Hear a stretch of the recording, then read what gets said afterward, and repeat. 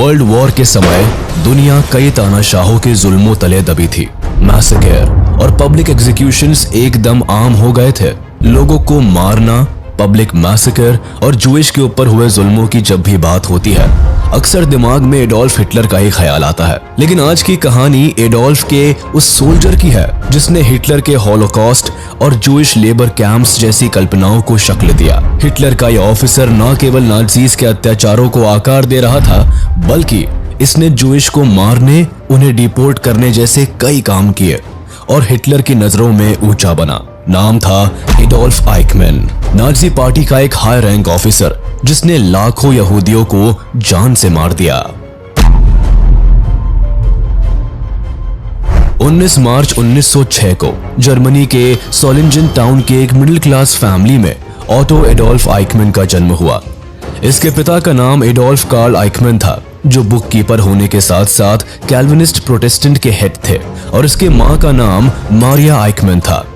Karl और मारिया के तीनों बच्चों में से आइकमैन सबसे बड़ा था। 1913 में एडोल्फ के पिता की नौकरी ऑस्ट्रिया के एक कमर्शियल मैनेजर के तौर पर एक इलेक्ट्रिकल कंपनी में लग गई, जिसके बाद उसके पिता फैमिली को पीछे छोड़कर अकेले ऑस्ट्रिया चले गए। लेकिन फिर 1914 के समय फर्स्ट वर्ल्ड वॉर के दौरान पूरा परिवार ऑस्ट्रिया चला गया। लेकिन कुछ समय बाद ही 1916 में आइकमैन की मां मारिया की डेथ हो गई और उसके पिता ने एक डिवोटेड प्रोटेस्टेंट मारिया जॉर्जल से शादी कर ली।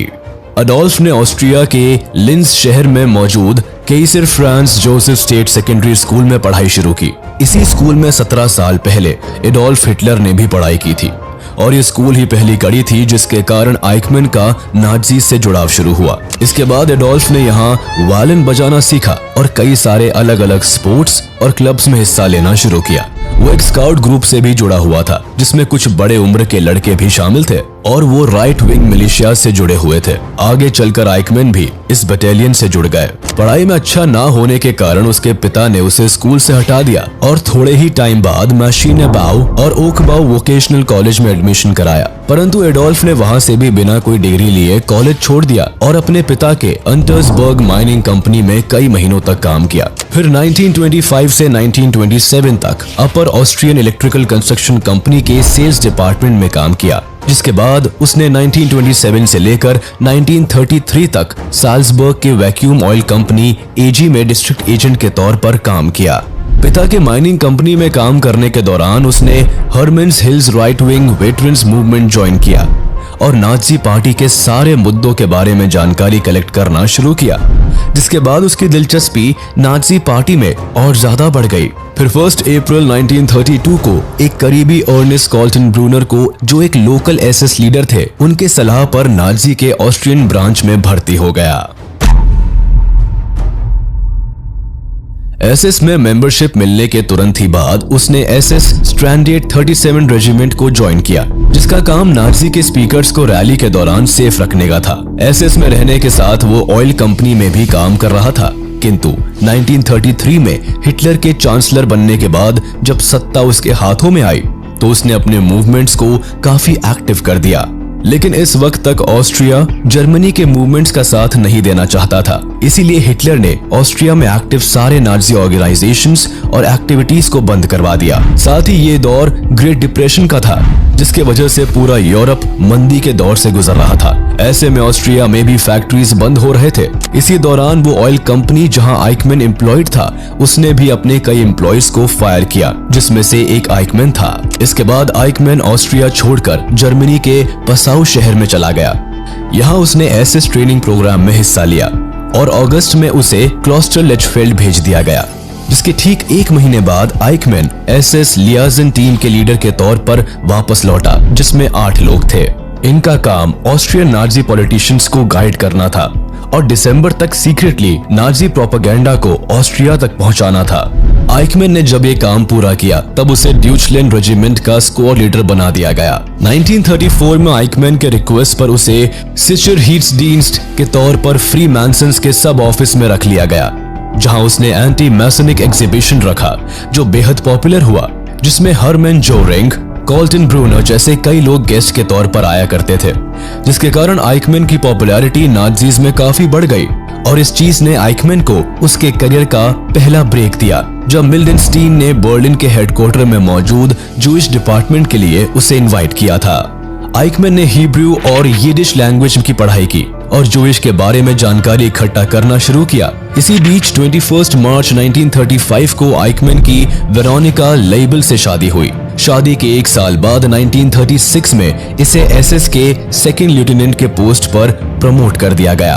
1933 से 1939 तक नाजीज ने जूइश लोगों को जर्मनी से बाहर भगाने के लिए कई उपाय अपनाए। उन पर तरह तरह के जुल्म किए, उन्हें हायर टैक्सेस के बोझ तले दबाया गया और उन्हें किसी भी कीमत पर देश छोड़ने को मजबूर कर दिया गया। 1939 आते तक आधे से ज्यादा जूइश लोगों ने जर्मनी छोड़ दिया। इस टाइम पर आइकमैन और उसके सीनियर हर्बर्ट हेगन को पैलेस्टीन भेजा गया, जहां उन्हें जूस के इमिग्रेशन की इंफॉर्मेशन लेकर रिपोर्ट तैयार करनी थी। फेक डॉक्यूमेंट्स के साथ कुछ दिनों बाद इजिप्ट के कायरो शहर में ये दोनों गए, जहां इनकी डील एजेंट फीवल पोक से हुई, जो कि सक्सेसफुल नहीं हो पाई क्योंकि पोल्क्स ने ज्यादा जूइश को छोड़ने की मांग की और उनके हर एक परिवार को 1000 यूरोस देने को कहा, जो नाजीज के लिए उनके राइक पॉलिसी के हिसाब से मंजूर नहीं था।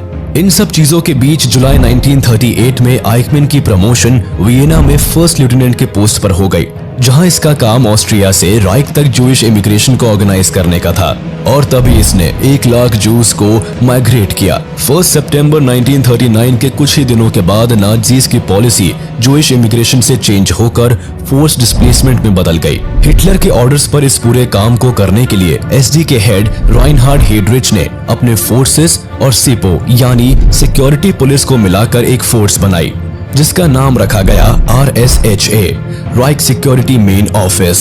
अक्टूबर 1939 में आइकमैन को बर्लिन बुलाया गया, जहां उसे Reich central office for Jewish immigration का कमांड सौंपा गया और यहां इसे पोलैंड के ओस्ट्रावा और कातोवाइस सिटी से 70,000 से 80,000 जूस को डिपोर्ट करना था। नाजी गवर्नमेंट का आइकमैन को इस काम के लिए सिलेक्ट करना कोई बहुत सरप्राइजिंग बात नहीं थी, क्योंकि इस इंसान ने पहले भी जूस की मास डिपोर्टेशंस की थी। ज्यादातर जूस को ऐसे जगहों पर छोड़ा जा रहा था जहां ना पीने के लिए पानी था और ना ही खाने का एक दाना, जिस वजह से अक्टूबर 1939 में लगभग 5000 जूस की मौत हुई। इसके बाद हिटलर ने एक और फैसला लिया, जिसके अकॉर्डिंग डिपोर्टेशन के लिए ट्रेन इस्तेमाल करने के बजाय उन्हें आर्मी के लिए यूज किया जाए और इस डिसीजन के बाद जूस लोगों को नजदीकी लेबर कैंप्स में गुमराह करके आइकमैन द्वारा भेजा जाने लगा। आइकमैन ने इन सारे कामों को बखूबी किया था, जिसके लिए हेड्रिच ने इसे स्पेशल एक्सपर्ट का खिताब देते हुए RSHA के सब डिपार्टमेंट का हेड बना दिया। इसके बाद आइकमैन को सारे जूस को डिपोर्ट करने की और उनके प्रॉपर्टीज को सीज करके उन्हें अलग अलग कैंप्स में भेजने की जिम्मेदारी दे दी गई। अप्रैल 1941 को 63,000 जूस को जब गवर्नमेंट कैंप्स में डिपोर्ट किया जा रहा था, तब उस वक्त काफी भारी मात्रा में लोगों की मौत हुई, जिसका इल्जाम आइकमैन पर लगाया गया और उसने ट्रेन की हालत और वॉर के कारण खराब हालत को जिम्मेदार बताते हुए इस बात को रफा दफा कर दिया। सारे बड़े शहरों में गेटोज बनवाया गया, जहां पर रहने वाले लोगों से जबरदस्ती काम करवाए जाते थे। लोगों को खाने की कमी थी, ना उन्हें कोई कपड़े दिए जाते थे जो उन्हें ठंड से बचा सके और कुछ जगहों पर नाजी साइंटिस्ट इन गेटोज में मौजूद लोगों पर अलग अलग तरीके से डेथ एक्सपेरिमेंट्स किया करते थे। इस तरह से आइकमैन ने यहूदियों का जीवन बिल्कुल दयनीय कर रखा था। जून 1941 में हिटलर ने सोवियत यूनियन को इन्वेड कर लिया था और यहाँ रह रहे जूइश लोगों को हॉस्टेजेस बनाकर मारा जा रहा था। ये सारे रिपोर्ट्स के डिटेल्स हमेशा आइकमैन के पास जाते थे। फिर कुछ ही दिनों बाद जुलाई में फाइनल सॉल्यूशन प्रोजेक्ट निकाला गया, जिसके हिसाब से जूस लोगों को स्लेव बना लिया जाता था और फिर उनसे बहुत तरह के काम लिए जाते थे और अंत में उन्हें मार दिया जाता था। ऐसे करने के पीछे हिटलर सरकार के पास 2 वजह थी। पहली कि वो जूइश कम्युनिटी को पसंद नहीं करते थे और दूसरी, इन्हें माइग्रेट करने में और इनके देखरेख में काफी पैसे खर्च हो सकते थे, जो नाजी गवर्नमेंट करना नहीं चाहती थी। 1942 में बैटल ऑफ मॉस्को हारने के बाद हिटलर ने ऑर्डर जारी कर दी थी कि सारे जूस लोगों को जल्द से जल्द मार दिया जाए। हालांकि इन सारे जूस हॉस्टेजेस को मारने का काम वॉर के बाद किया जाना था। इस प्लान को कंप्लीट करने के लिए आइकमैन को उसके करियर का सबसे बड़ा पोजीशन दिया गया, जो था लेफ्टिनेंट कर्नल का। इस पूरे प्लान को एग्जीक्यूट करने से पहले वानसी कॉन्फ्रेंस रखा गया, जिसमें नाजी गवर्नमेंट के सारे हाई रैंक्ड ऑफिसर्स को बुलाया गया। आइकमैन भी यहाँ मौजूद था, जिसने नाजी द्वारा जीते गए यूरोप के सारे हिस्से में जूइश के आंकड़ों का रिपोर्ट बनाकर राइनहार्ड हेड्रिच को दिया था। इसके बाद आइकमैन के अंडर में सबसे बड़ा प्रोजेक्ट दिया गया, जिसका नाम ऑपरेशन राइनहार्ड रखा गया। इसके मुताबिक सारे जूइश लोगों को डेथ कैंप्स भेजना था, जिन्हें यूरोप इन्वेजन के समय बंदी बनाया गया था। इसमें ऑपरेशन में मुख्यतः पोलैंड में रह रहे जूइश लोगों को मारना था। इसमें ऑक्युपाइड पोलैंड के सभी हिस्सों में रह रहे जूइश लोगों को पकड़कर गैस चेम्बर्स या लेबर कैंप्स में भेजे जाने का प्लान था। 1943 तक इस ऑपरेशन के तहत लाखों यहूदियों को मौत के घाट उतार दिया गया। यूरोप के इतिहास में जूइश लोगों के साथ इतना बड़ा हॉलोकॉस्ट कभी नहीं हुआ था। 19 मार्च 1944 को जर्मनी ने हंगरी को हराकर उस पर कब्जा कर लिया गया और उसी दिन आइकमैन और कुछ हाई रैंक्ड ऑफिसर्स को वहां भेज दिया गया। इनके काम उन सारे हंगरी में रह रहे जूस को डेथ कैंप्स में डिपोर्ट करने का था, जहां इन्हें गुलाम के तौर पर रखा जाता था या फिर उन्हें तड़पाकर मारने के लिए गैस चेम्बर्स में भेजा जाता था। इस प्रोजेक्ट को अप्रैल में शुरू किया गया, जहां हर दिन 4 ट्रेन में करीबन 3000 लोगों को इन कैंप्स में डिपोर्ट किया जा रहा था। जुलाई 1944 आते तक आइकमैन की टीम्स ने लाखों जूइश लोगों को मौत के घाट उतार दिया। इसी साल अगस्त में आइकमैन को कमांडो स्क्वाड को लीड करने का मौका मिला, जहां उसने हंगेरियन बॉर्डर पर मौजूद 10,000 फंसे जर्मनी हॉस्टेजेस को सेफली निकाला, जिसके लिए आइकमैन को नाजी गवर्नमेंट द्वारा 2nd क्लास आयरन क्रॉस से सम्मानित किया गया।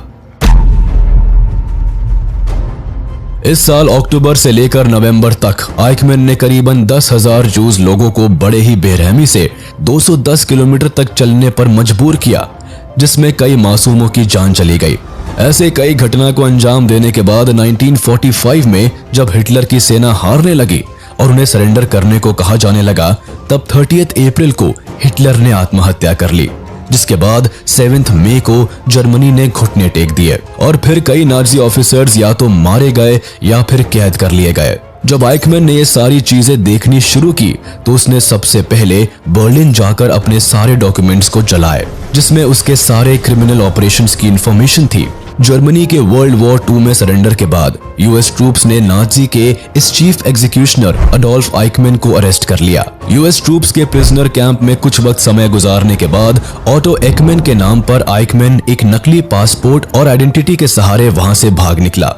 कुछ दिनों बाद जब उसे अपने इस फेक आइडेंटिटी के रिवील होने का पता चला तो उसने अपनी पहचान दोबारा से बदलकर ऑटो हेनिंगर कर ली और कई महीनों तक भटकता रहा। फिर 1948 में आइकमैन ने रिकार्डो क्लेमेंट के नाम से लैंड की परमिट हासिल की, जिसके बाद उसे international committee of the red cross से 1950 में ह्यूमैनिटेरियन पासपोर्ट मिल गया।